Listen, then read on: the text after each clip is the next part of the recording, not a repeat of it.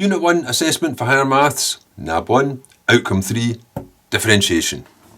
Now this time there are 11 marks, and in order to pass this outcome, to pass outcome 3, you need to get 8 out of those 11 marks. So you have to be careful about not making too many slips here. But you should get all of the marks though if you just pay attention. Now, briefly, differentiation gives you the rate of change. If you've got some function acting on x, some rule or other that you apply to these numbers to produce answers, and those answers are plotted as a y-coordinate, you end up with a graph. And this question's about graphs in the second part and third part. It says, if you pick some number x and apply the function to it, it'll produce a value. That value is plotted as a y-coordinate, so you get a point. And if you do that for all the different x's, then you get some graph for other. The derived function f dashed x tells you not what the actual value is at a particular point, but how fast those answers are changing. Whether if you move a small amount about x, the answers are getting bigger or getting smaller.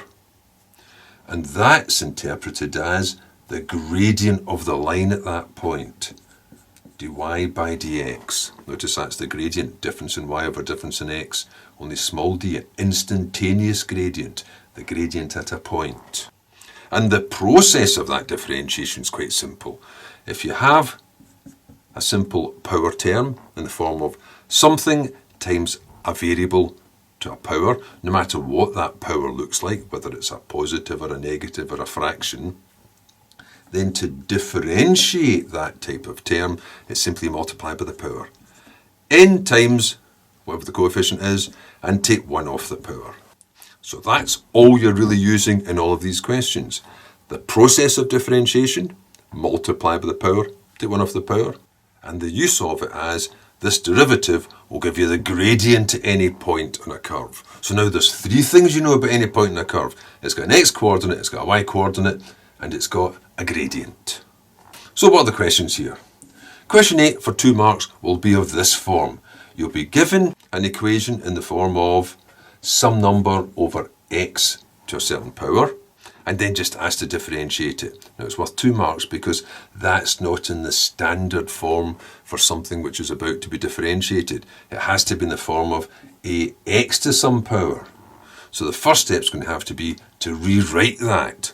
So for instance, if it was something like y equals 3 over x to the 4, before you could do anything with that, you'd have to write it as 3 and bring the x up as power negative 4.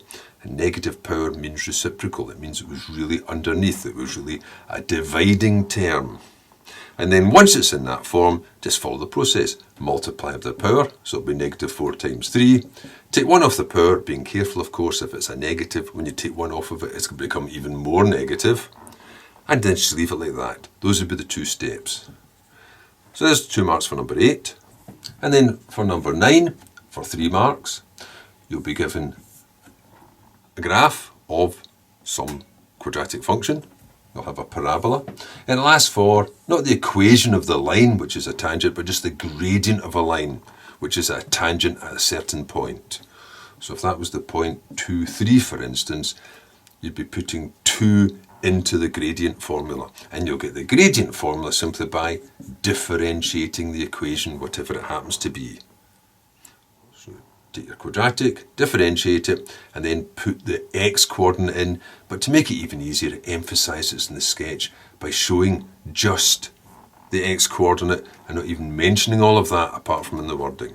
Differentiate it, put 2 into it, and there's your marks. 1 for knowing just to differentiate, so even just writing dy by dx gets you a mark. 2nd mark for actually carrying out the differentiation to get some expression, and if it's a quadratic it would end up as something like 3x plus 4, for instance, a linear one. And then the final mark for putting the 2 into it to get some final answer. 3 marks. And number 10, now this is the big one, this is worth 6 marks. You'll be given an equation which looks like this. It looks a bit awkward to begin with because it's going to start a third x cubed. But that's simply so that when you differentiate it, 3 times it's going to be 1, it'll simply give you a derivative that'll be x squared plus the rest of it. It'll be 1/3 of x cubed plus the rest of the terms. So it'll be x squared plus a couple of more terms. In other words, you're going to have a quadratic here. Now the first mark is going to be for carrying out a differentiation. It says you've defined the stationary points in this curve. Well, this is a cubic curve. It's going to have two stationary points. And you identify stationary points when the gradients are 0. The values have been climbing steadily, levelling off, and then they stop climbing and start falling. There's a stationary point as it teeters at the top. Same here. They're falling, levels off, teeters briefly, stationary point, and then they start to climb again. The gradients give you that. That's why you're using the gradient all the way through here, the derivative. So the first mark's for doing that, and then the second mark is for realising that the stationary points, that it's going to be stationary when dy by dx equals 0. And that statement gives you the second mark. Now you have to solve it, which means you've got a quadratic that you're going to factorise. You're going to have a quadratic equal to 0, so you'll have to factorise that equal to 0. Let's just pretend we've got some numbers. That still doesn't get you any marks. You don't get the marks here until you actually produce solutions. And then from that, I would have the solution x equals -3 or x equals 4. That's what gives you the next mark. But since it says find the stationary points, you'll need to find the associated y-coordinates, which means feeding this back into the original equation that says this is how you work out y-coordinates. So feeding that back in gives you some other numbers. Let's just say they're something like a 4. Although with thirds of the cubes in it, you could expect to have nasty numbers with thirds in it. So I'll put something over here like -5/3. And that's a y-coordinate. And that gets you the next mark. So there's 4 marks so far. If you made a mistake with one of those, you could still get 1 out of the 2 marks if this part's consistent. If that was correct, and that was the correct value for it, that'd be worth a mark, even though there was a mistake in this line, which looks as if it's just worth 1. So they could be marked across the way or down the way. You could say that pair's worth 1, and that pair's worth 1, or the 2x's correct's worth 1, or working out the 2 corresponding y's for incorrect x's would be worth 1. Now the next 2 marks would be for finding the nature of these 2 stationary points. Now you know anyway, if you've got a positive cubic graph, it's going to look like this. It's going to be a maximum, then it's going to be a minimum. However, this is simply a test of, do you know how to determine the natures of unknown curves? So you need a nature table. Something happens at -3 and something happens at 4 for x. And you've to find out what's happening at those 2 points. You want to find dy by dx at those. Now obviously at -3, the gradient is 0. At 4, the gradient is 0. So you really want to know what was happening before it and what was happening after it. Was it going up, then down to make it a maximum? Was it going down, then up to make it a minimum? So you need to choose something before it and something after it. You can either choose something before and after and work out what the gradient is by putting them into the gradient formula, or you can use your factorisation, which would be a simpler way, because those 2 expressions will give the same answer, in which case you don't actually need to choose numbers before. Do that if you like. Something before it like -4, something after it like -2, something before it like 1, something after it like 5. Although strictly speaking, that isn't the way that neighbourhoods work, but you can do that if you like.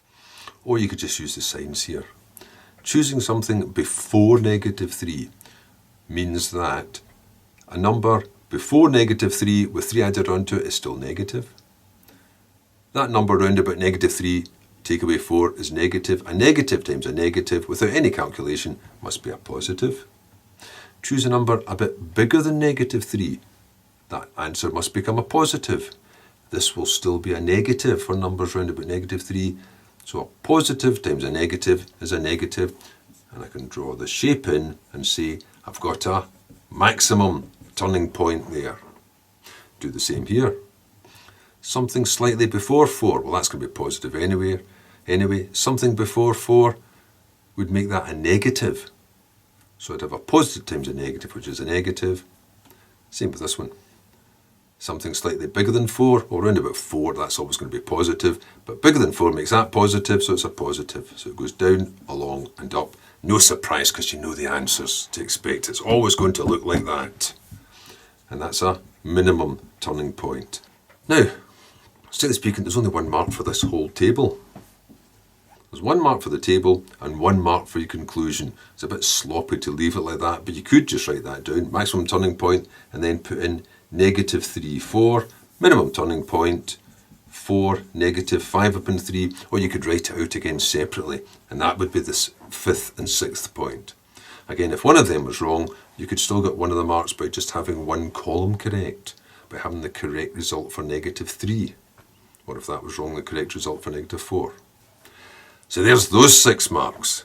Now it's just a case of try it.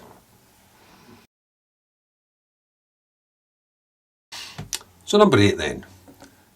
Here's an equation, y equals 4 over x to the 7. You have to differentiate it. There's this little disclaimer at the side, which is just a little technicality that says x can't be 0, or else there'd be no result to this, there'd be no answer here. Differentiate it. Can't do it yet because it's not in a suitable form. It's got to look like ax to the n, and it doesn't. So that x will have to go up on top. And a power 7 underneath is a power negative 7 on top. That's the first mark, simply for rewriting it in a suitable form. The next mark's for carrying out the differentiation, and the process is multiply by the power, take 1 off the power. Multiply by the power, negative 7 times 4 is negative 28. Take 1 off the power, being careful not to write negative 6, means subtracting 1 from negative 7, you're already 7 down, take away another 1, you're at negative 8. And you don't even need to write that back the way I was to begin with. That's your second mark.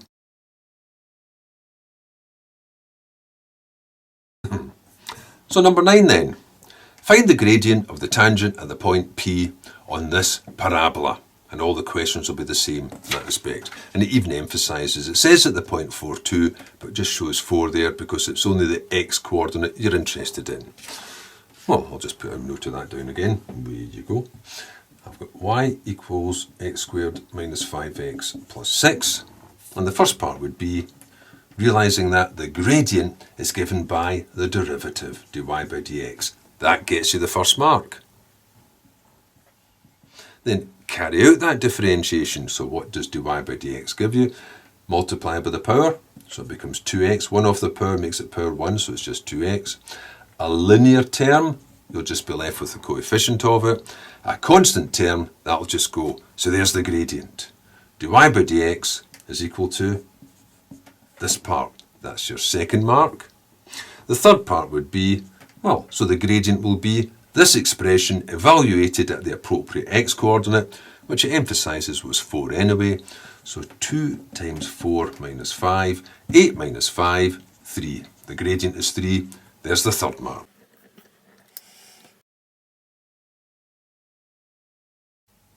Number 10 then. Here's the equation of some curve. We've got a cubic expression here. It says using differentiation. Find the coordinates of the stationary points and determine their natures. Now there's 6 marks here, so you have to be clear about where you get the various marks. Well, the first bit would be, if you've got a curve, you're going to identify a stationary point by having the value of the gradient, the derivative, equal to 0. At a stationary point, dy by dx will equal 0. And you can find its nature simply by finding what the gradient was like just before that point and what the gradient was like just after it. But the first part's going to be, it's using differentiation, so I'll need to differentiate. And straight away you'll see why that third was there, because the process is multiply by the power, 3 times a third is 1, take 1 off the power, drops it to 2, so you've got a nice little squared term. Multiply by the power, negative 4, take 1 off the power, drops to x. Linear term will just be the coefficient. Think of it as multiply by the power, which is a 1, leaves it unchanged, and power 0 that it drops to makes it just disappear to a 1. Constant term doesn't change, that's gone. So there's the first mark. Differentiate it to get this little quadratic. Now the second part is for realising that you can identify a stationary point if the derivative is 0. So simply making that statement there, dy by dx equals 0, gets you that mark. You'd as well put a little qualification down like stationary point or SP. I prefer just to write stationary. Now the next mark is actually for solving that. There's quite a bit of work here before you get to that part still. So if dy by dx is equal to that, x squared minus 4x minus 5, that means that should equal 0. Doesn't get you a mark. Factorise it. Must be 1 times 5. The negative will go to the 5, so that's a positive. You've still not achieved your mark. It's just you need to go through this. And then finally you can say, well, that means either x is negative 1 for that bracket to equal 0, or x equals 5 for that bracket to 0. Now you get the mark. Seems a little bit unfair that you have to go through all of that work there before you get to this mark. Then, since it said find the stationary points, which means I need coordinates, the x alone is no use. You'll have to find the corresponding y coordinates. Now that can involve quite a little bit of work because you have to substitute your x's back into your y coordinate formula. And the best thing to do here is just use your calculator so you don't make a mistake, because there's just 1 mark for this as well. That takes us up to 4 marks so far. If you just put -1 and press equals, it's stored an answer. Then you can just say 1/3 of answer cubed. So answer to the power 3, and then just divide it by 3. Minus 2 answer squared, minus 5 answer, plus 7. We'll give you the answer to that part. 29 upon 3, and just leave it like that. Don't take it down to mixed number. Do the same with 5. Gives me -79 upon 3. Now they are a bit nasty, those numbers, but that can't be helped. So those are the 2 coordinates for 2 marks. If you make a mistake with one of those for some reason, you can still get 1 mark because it can get marked the other way round. So that if this was wrong, but that was the correct answer for that one, that would get you a mark. So it can either be marked for getting the 2 x's correct or the 2 y's correct, or for getting 1 point correct and the other point correct. That's 4 out of the 6 marks so far. Now the next part's going to be, what's the nature of the stationary points here and here? Now you know anyway it's a cubic. It's a positive cubic. It's going to be a maximum then a minimum. You could fabricate your table, but I'll not. And the way it works is this. Something happens at -1 and something happens at 5. I'll just put down a neighbourhood table. So whichever way you write before and after, whether it's a -1 with a wee minus or a -1 with a wee plus, or just an arrow going back and forward. You need to find what the gradient was, given by dy by dx, just before and just after each of those points. At those points, the gradient is 0, because they were stationary points. What happens before and after, you can do whichever way you like, because it's only 1 mark for this part, for finding these signs here. And I know what they are anyway. Maximum, plus minus. Minimum, minus plus. Choose numbers if you like. Something before there, -2, something after it, 0, something before it, 1, something after it, 10. Although strictly speaking, that's not neighbourhoods, but that wouldn't matter because you're just going to do the calculation. Or just use your factorisation, because these 2 things are identical. Put a number just before -1 into this bracket, and it must be negative. Put it into this bracket, and it must be negative. A negative times a negative, positive. Pick something greater than -1. We'll make this positive, but that'll still be negative. And a positive and negative is negative. Pick something just before 5. That'll be positive, but that'll be negative. And pick something just after 5. That'll be positive, and that'll be positive. So a positive and a positive, positive. Whichever way you like, picking out numbers. The only thing that matters here for this mark is you have these signs. Then you have to interpret it for your final mark. That is a maximum. That is a minimum. You could either just put the numbers in here or write it again separately. The final mark would be for saying you've got a maximum turning point at -1, 29 upon 3, and you've got a minimum turning point at 5, -79 upon 3. That's your final mark. Again, these 2 marks could be marked singly for getting this correct and then interpreting it properly with the signs, or it could be vertically if you made a mistake with one of them. If this was still correct all the way through, you would get 1 mark, and if this was correct all the way through, you could get the other mark. There's the 6 marks altogether then.